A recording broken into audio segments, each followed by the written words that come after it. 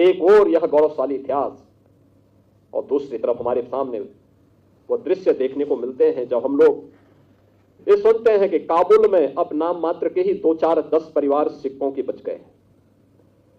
जब हम बांग्लादेश की घटना का उल्लेख सुनते हैं, जब हम लोग पाकिस्तान के अंदर होने वाले अत्याचारों के बारे में सुनते हैं,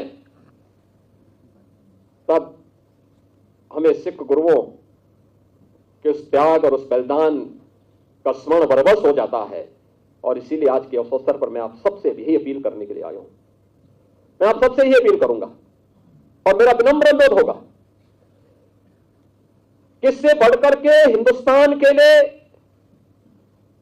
हिंदू हो या सिख के, इन सब के लिए दूसरी प्रेरणा गुरु नानक देव जी से लेकर के गुरु गोविंद सिंह जी महाराज तक जो आदर्श इन सिख गुरुओं ने हम सब के लिए रखा है, वही हम सबको आगे बढ़ने के लिए एक नई ऊर्जा देगा। उन्हीं का आशीर्वाद हम सबकी प्रेरणा है और उस प्रेरणा से जब हम लोग आगे बढ़ेंगे, तब काबुल होने से बच पाएंगे, तब बांग्लादेश होने से बच पाएंगे, तब किसी ननकाना साहब के लिए हमें आंदोलन या संघर्ष करने की नौबत नहीं आएगी, बल्कि स्वतःस्फूर्त भाव के साथ वो हम सबको प्राप्त होगा।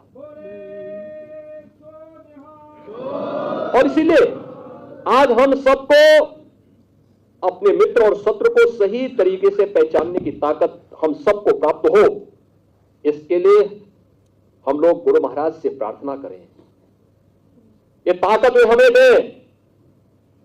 कौन वे लोग हैं जो देश की इस जुझारू कौम को, देश की इस समृद्ध कौम को, जिसने अपने स्वयं के सामर्थ्य से, अपने पुरुषार्थ से, अपने परिश्रम से एक मिसाल प्रस्तुत की है देश के सामने, दुनिया के सामने, कौन वे दुश्मन हैं जो आज उनके इस परिश्रम और पुरुषार्थ को कुंद करने की साजिश कर रहे हैं? कौन है? उन दुश्मनों को पहचानने की आवश्यकता है। कभी भारत की फौज में हमारा सिख